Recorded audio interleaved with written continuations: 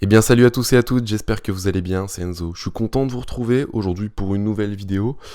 J'ai décidé de vous parler dans la vente des vins en général, l'évolution on va dire de la vente des vins, comment ça a évolué et aujourd'hui plus particulièrement en fait, on vend le vin avec les émotions. Voilà, je vais vous parler un petit peu des émotions qu'on retrouve dans le vin, comment vendre du vin avec des émotions, comment on fait pour faire rêver son client, je vais tout vous dévoiler dans cette vidéo. Alors, premièrement, j'ai envie de vous parler de mes expériences, parce que voilà, je sais de quoi je parle. J'ai vendu du vin moi aussi, même si je suis étudiant, je fais des actions commerciales, j'ai fait des stages, etc. Donc je vais vous parler de mes expériences, et premièrement, mes expériences dans une cave et dans les vignes. Donc j'ai fait les vendanges 2 fois durant ma carrière, donc une fois quand j'avais 16 ans, une fois quand j'avais 17 ans. Je les ai fait dans un domaine, j'ai fait porteur et cueilleur. Voilà, je sais comment on ramasse le raisin. J'ai été avec des gens qui parlaient très technique sur le vin, le raisin. Ensuite, j'ai fait un stage dans un domaine aussi, où là c'est un stage de vinification. J'étais plus du coup sur la fabrication du vin, on va dire. Donc fermentation, etc., pressurage, etc.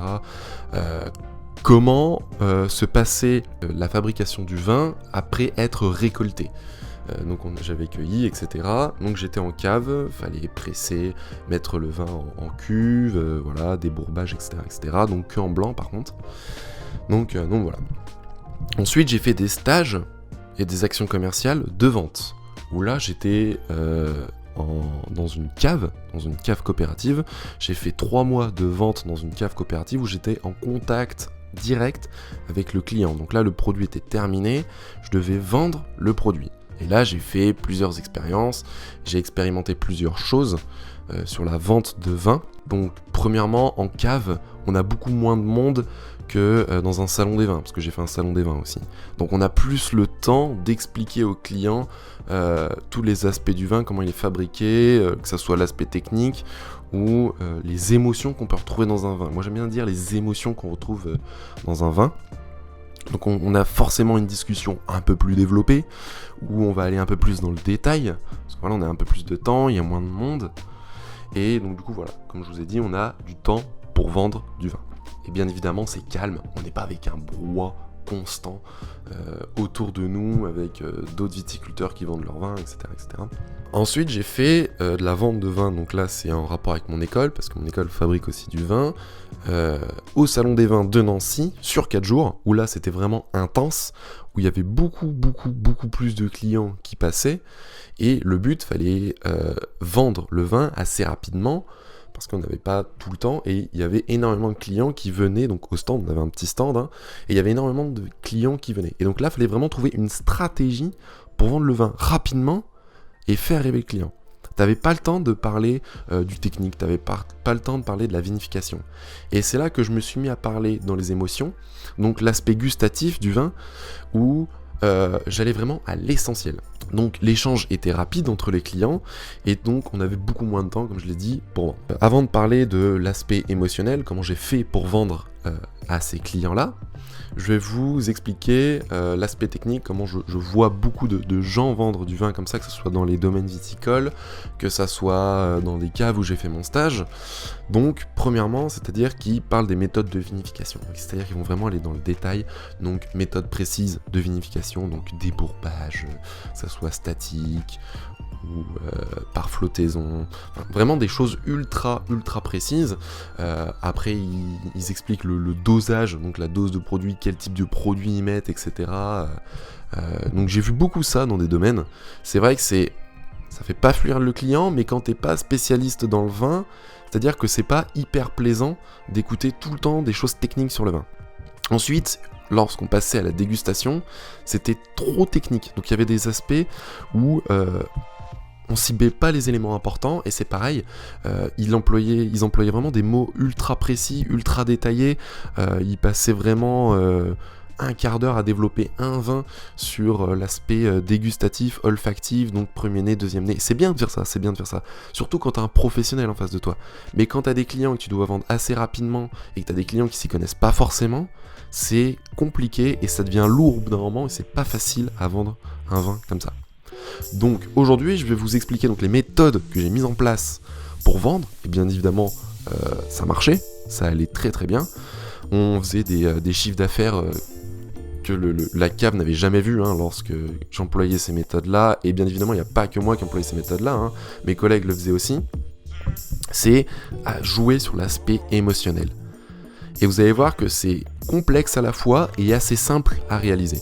Donc premièrement, c'est-à-dire qu'il faut avoir une discussion autour des saveurs ressenties, mais pas des saveurs précises à détailler chaque petit point du vin, mais vraiment des saveurs assez générales.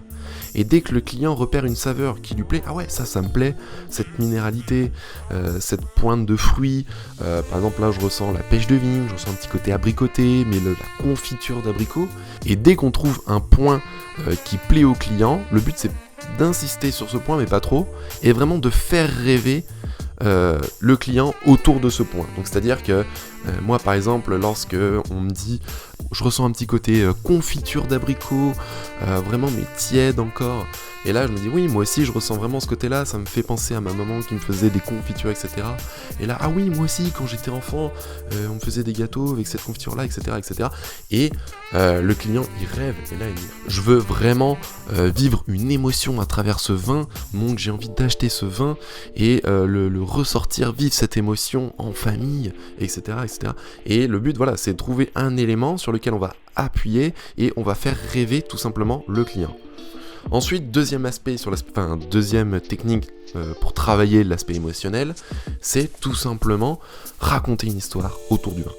Donc c'est-à-dire que le vin, par exemple, il est d'un vieux millésime, tu vas raconter que moi le vin je le stockais comme ça, et lorsque je le débouchais au bout de tant d'années, il y avait vraiment une émotion qui se ressortait à travers ce vin, les années qui développaient à travers ce vin, ou sinon raconter une histoire, comment il a été fabriqué, et derrière une histoire peut-être qui date de très longtemps, par exemple le Porto où ils sont dans des cuves en fait rectangulaires, et ils se tiennent tous comme ça, et en fait l'histoire c'est qu'ils chantent pendant toute la nuit, et ils marchent comme ça sur le raisin, et ils pressent le raisin comme ça, voilà. Et là il y a vraiment une histoire à raconter derrière le Porto, et les clients sont vraiment heureux d'écouter des histoires comme ça. Ensuite, dernière chose, c'est le travail du viticulteur.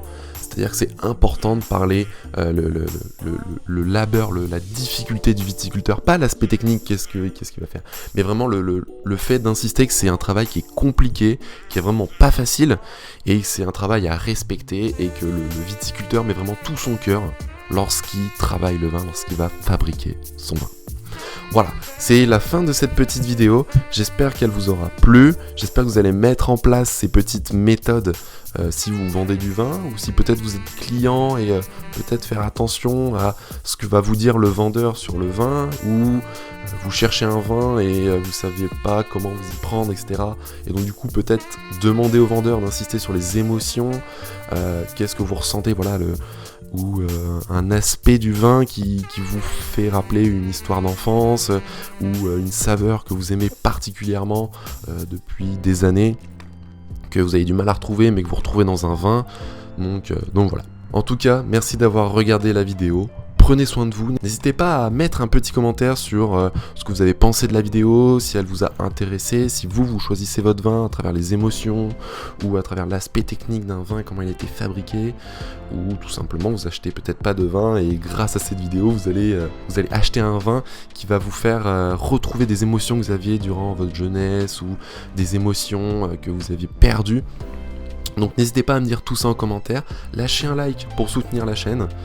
Prenez soin de vous, c'était Enzo, ciao.